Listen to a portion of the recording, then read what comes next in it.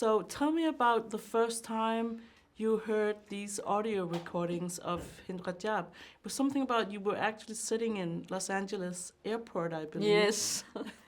Yes, I heard her voice for the first time. I was at Los Angeles airport.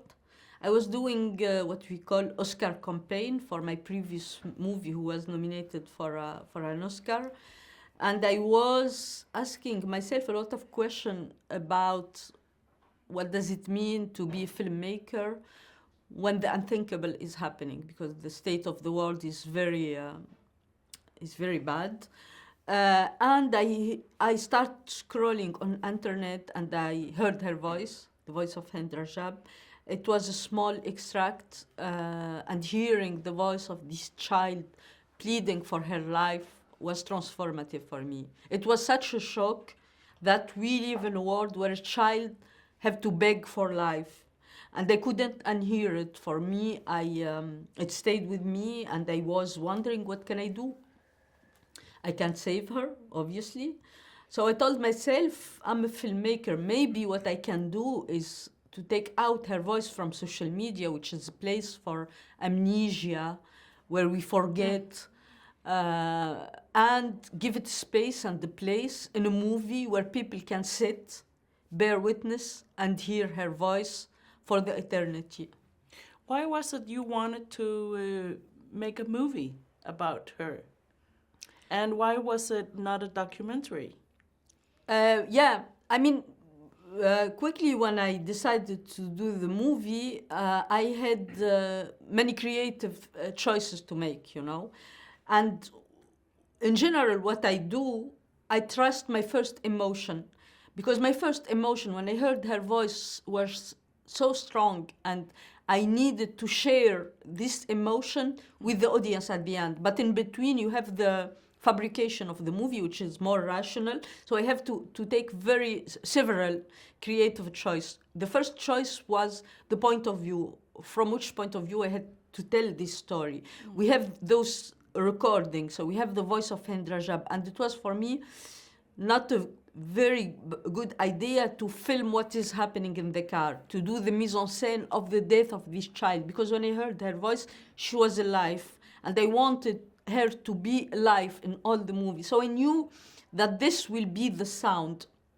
Then in the image, I thought that maybe the best place to be respectful is to be with the Red Crescent dispatcher, those who listened to her voice, those who did everything in their possible to save her life. And then there was this question, which form, you know? Should I do a documentary, like a documentary about an event in the past? And at the time, there was like some documentaries work around this story. You know, you have the Washington Post, they did a great piece of investigation. Al Jazeera also, they did a great documentary explaining, and based on the research done by forensic architect, which weapon, where the tank around the car, so all the proof, you know. And when I talked to the Red Crescent people who talked to her, not all of them wanted to be in front of camera and talk about it. So I told myself, I need maybe another distance, you know.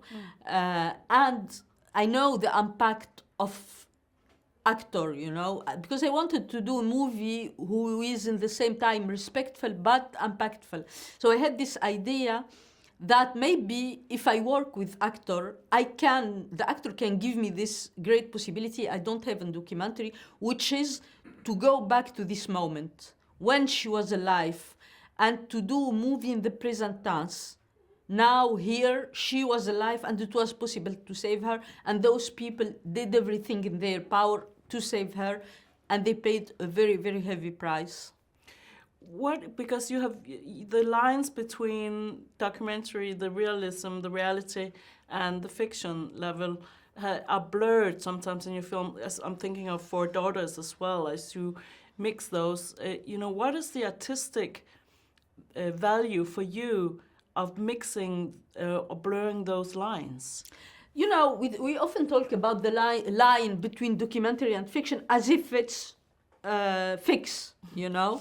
For us, filmmaker, and especially filmmaker who did documentary, we know that it's not true, you know. You have mise-en-scène in documentary. There is no purity, you know, in the documentary genre. And when you bring actor, you can do reenactment. It's a documentary form reenactment. So the lines are not that, you know, fixed. That's true. It's an issue. This film touches a very explosive, political, emotional topic. You know that we live in times where the sides are so divided and so polarized. What were your own reflections, considerations of doing this film, of not talking into that polarization? So you are talking about polarization and the fact of, you know, sensitive topic being divided. And for me, nobody should be divided or polarized over the killing of child. The children are the future of humanity, you know. When it comes to children, there is no, you know, opinion and I think and I don't think. No, this is horrible. That's true. End of story. End of discussion. End of story. That's true.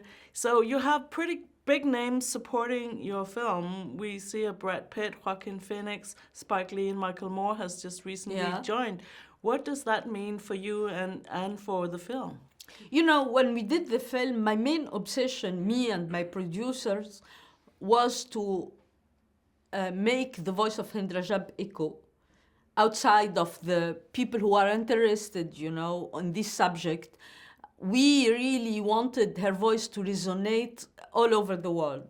So when you do a small movie, like auteur movie, with subtitle in Arabic language, with no star, it can easily be put in a small niche and nobody will see it. So for us, we had this idea maybe that we need the support of big names so people can hear about the movie. When we finished the editing, we reached out around us to some of them, and we were hoping like to have one name. All of them saw the movie and wanted to support it. So this is how we found ourselves with this incredible list of EP, Brad Pitt, Joaquin Phoenix, Rooney Mara, Jonathan Glazer, Alfonso Cuarón, and now Spike Lee and Michael Moore. All of them loved the movie and wanted to support, and actually their support is very significant. First, all of them, I admire their work. They are great artists, great actor and filmmaker, and also their support make the movie shine outside of this little niche thing that he can easily fall onto. Yeah. So just two questions here in the end, because I'm told to wrap up. Has the mother of Hind Rajab, has she seen the film, and what's her reaction? And what do you hope for with this film? You know, before even starting anything, for me it was important not only to have the approval of Hind mother, but to have her blessing. So I called her, and I was, you know, if she told me I don't want you to do a movie about my daughter, I'll not do it.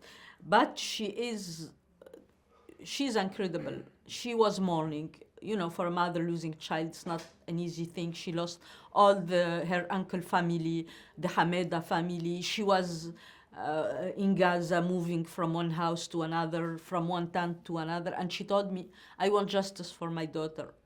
So if this movie can help in a way, please do it. So for me, you know, when I did the movie and we finished the editing and we stayed in contact, actually we became very close with Hind's mother. For me, the first thing is, would you want to see the movie? And she told me, no, it's too early. I can't watch it. And I can't even hear the recording, which are all over internet. So please, if you need my feedback, show it to my brother. She have a very close brother. So we did this, they spoke about it, and she's actually very supportive of the movie. She appeared in the movie at the end. And what do you hope for with this film? you know, Hind's mother talked about justice, accountability, and we know that we live in a world that there is no accountability for all the crime done by the Israeli army. So I hope for justice, accountability, because without justice and accountability, there is no peace. This is the first thing. And for me, this movie, I did it also as a call for action. So for people who will watch the movie, I tell them, this is your movie, use it. Use it and do something about it. It's a call for action because we can't afford to live in a world, for our children at least, for the future, where if you have the biggest gun, you rule the world. So good. Thank you. Thank you very That's it. much. Thank you.